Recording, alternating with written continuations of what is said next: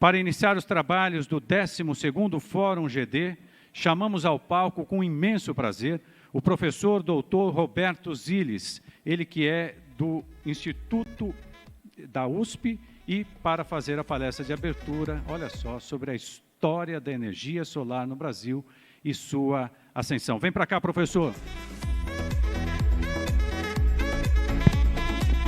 Mais uma vez, bom dia a todos. Eu vou tentar em 20 minutos contar o que me pediram. É impossível, então eu acho que a gente tem que seguir o que foi a abertura ontem, no final da tarde, né, de ver para frente, então, muito otimismo e muitos desafios pela frente para o setor. Então, os participantes viram a história da energia solar. Eu não vou falar da história, eu vou falar do fotovoltaico, e uma parte onde que muitos de vocês talvez não tenham visto, só para contextualizar, possivelmente em outra ocasião se pode se aprofundar a cada um dos itens.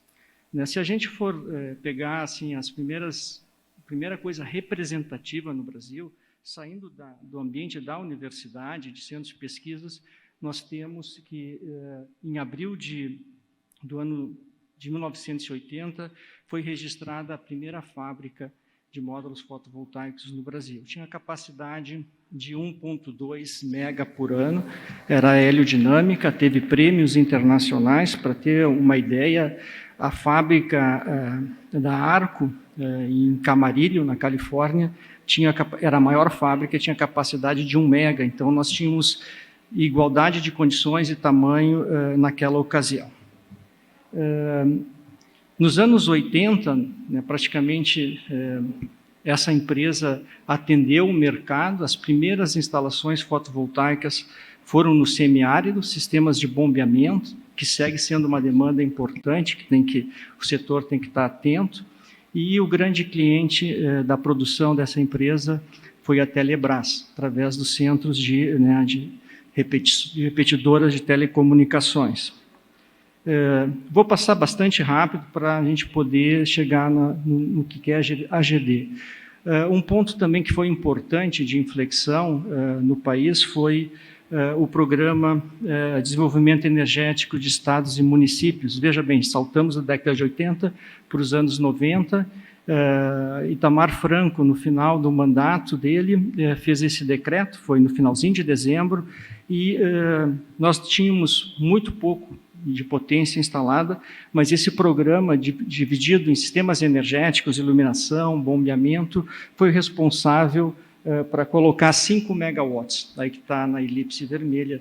Não é nada, mas era importante na época, até comparado com outros países. Muito diferente dos 9 gigas que foram apresentados ontem na sessão de abertura. Bom, ainda na década de 90, uma coisa bastante importante é essa declaração de Brasília. Tá? Essa declaração estava envolvida em vários ministérios, que foi feito um plano de ação, inclusive com recursos. Tinham 14 metas definidas, aí estão elencadas só algumas delas, que realmente foi o ponto inicial de envolver o setor público, as políticas públicas, e também algumas associações que estavam atuando na área de renováveis.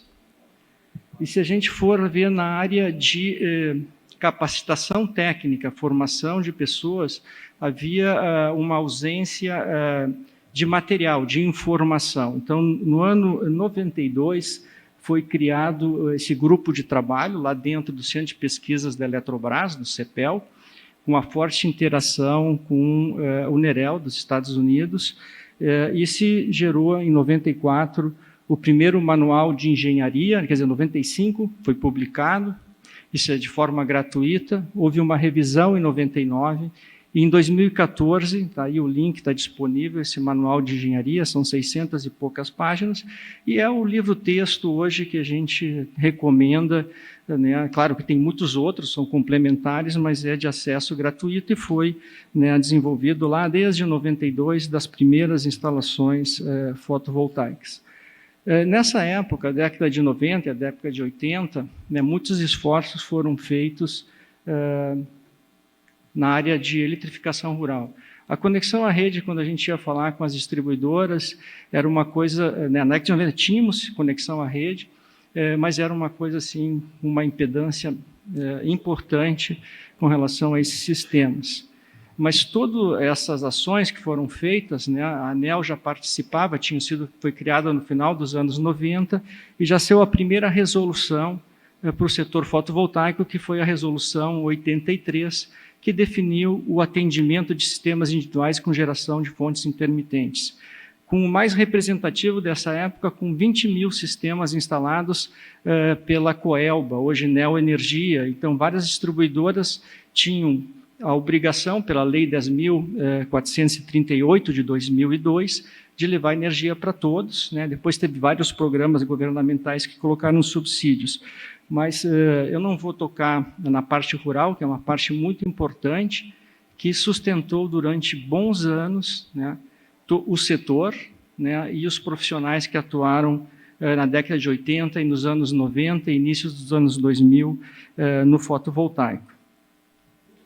Agora eu vou dar um salto por conta dos 20 minutos, que eu vou respeitar estritamente os 20 minutos que eu tenho, e até dizendo para as pessoas que esse assunto pode ser discutido nos corredores depois, porque há muitas anedotas nos meandros de todo o desenvolvimento da energia solar. Tem colegas aqui que participaram de várias atividades.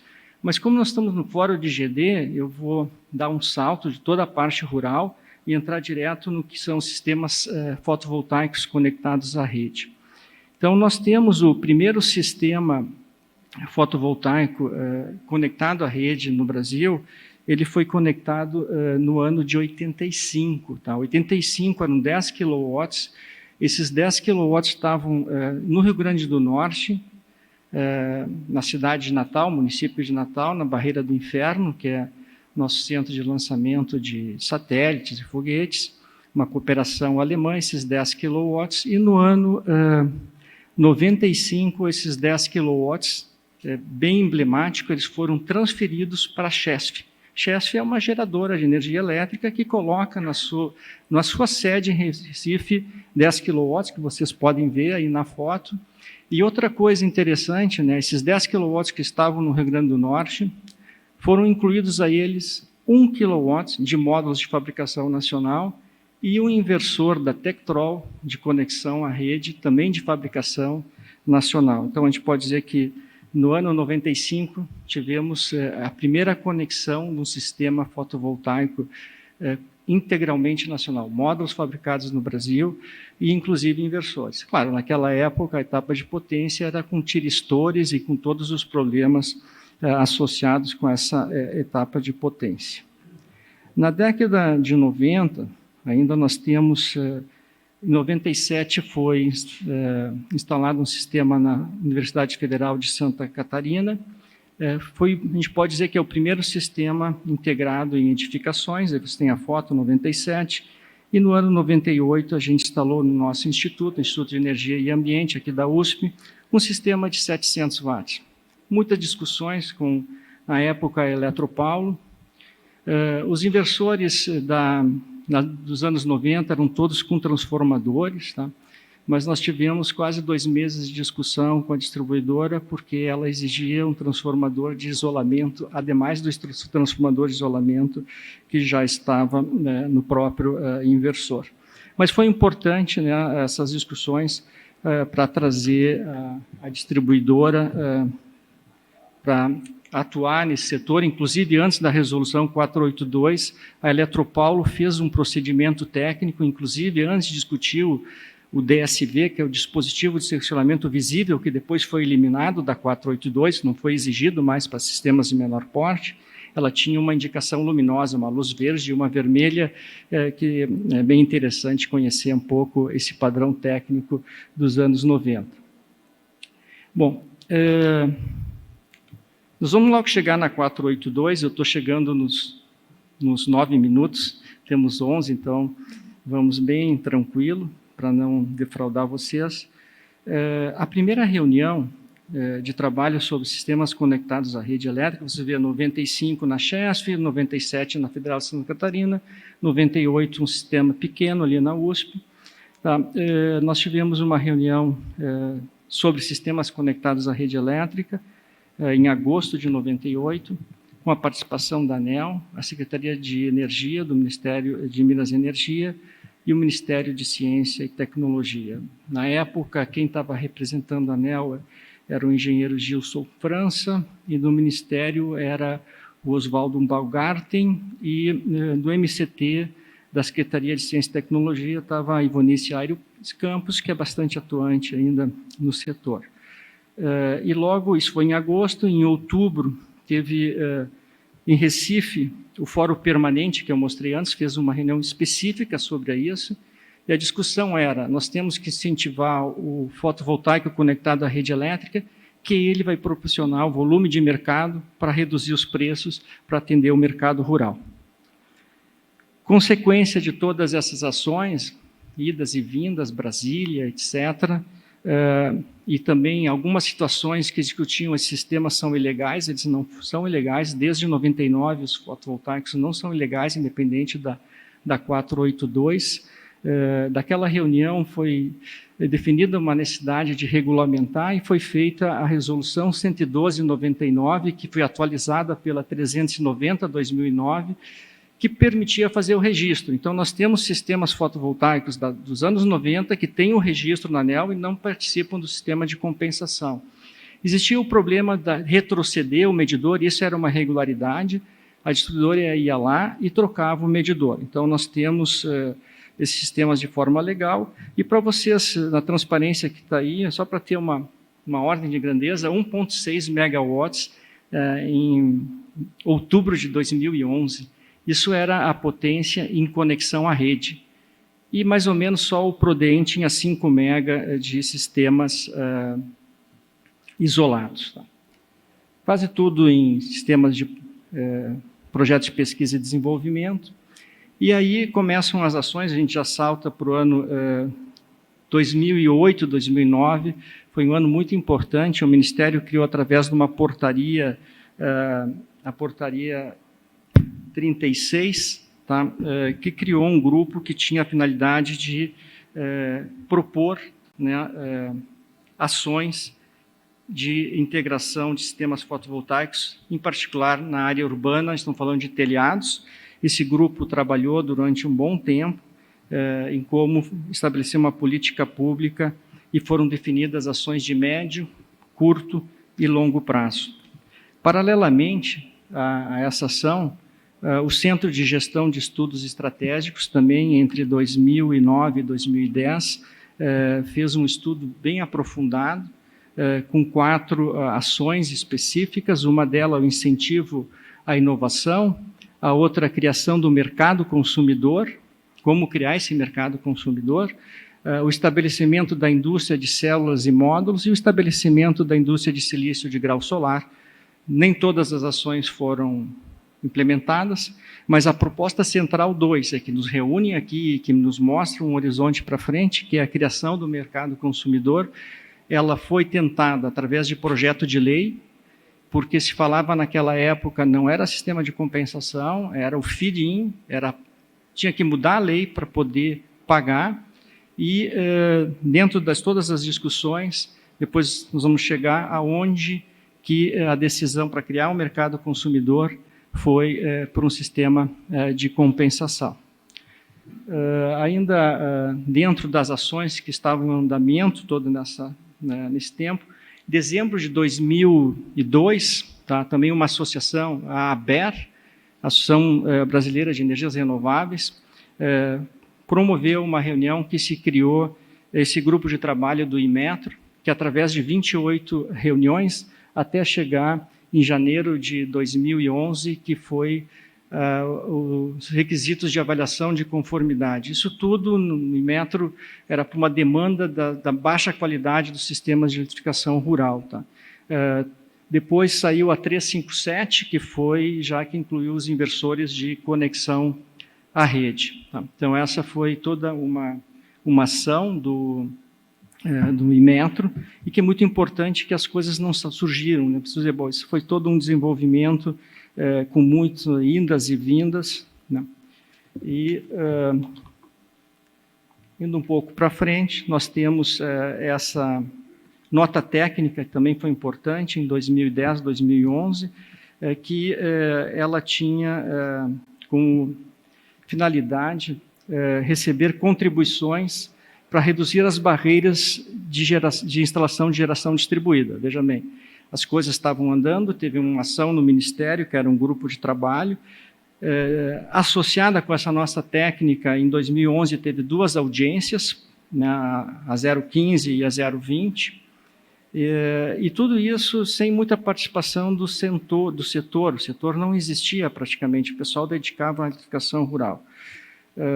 E aí, em 2011, o Ministério de Minas e Energia voltou a criar, através de uma outra portaria, tá? Ele chama o grupo que fez as propostas em 2008, 2009, e a finalidade era propor adequações no marco legal para realmente criar um mercado consumidor. Tá? Então, essa portaria foi feita, participavam alguns agentes do setor, mas a maior parte eram membros da ANEEL, dos ministérios e da universidade. Então, essas ações foram muito importantes, tinham algumas determinações e que foram resultando em programas, né? Em 2011 já saiu o projeto para criar um mercado e trazer as distribuidoras, foi o projeto estratégico 13, que era a inserção comercial da energia solar fotovoltaica na matriz elétrica. Veja bem, nós estávamos em 2011 com 1,6 mega de conexão à rede, e nessa chamada já foram apresentadas 24 megas. Ainda nessas ações de até a gente poder chegar a 482, nós tivemos a audiência 042 em 2011, onde saiu os conceitos do que é a microgeração distribuída incentivada, a mini geração incentivada, e era objetivo essa audiência de reduzir as barreiras para implementar esses sistemas. Tá? Estamos com tempo. E aí, 2011, tá, nós temos, foi um ano muito importante, que já tinha chegado à conclusão que não vai ser feed-in, como era o modelo alemão, o modelo espanhol, que eram as referências, que isso tinha que ser um sistema de compensação, um balanço líquido que resultou na 482.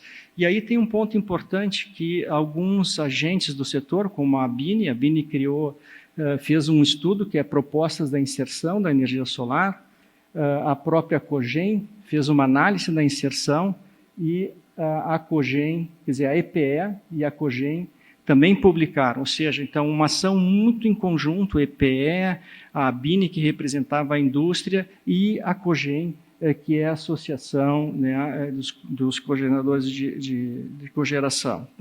Então, isso ia dando um caldo de cultivo onde que dava, né, respaldo para o regulador para fazer uma coisa que foi muito inovadora, né, para a época, e ainda hoje que foi a resolução 482.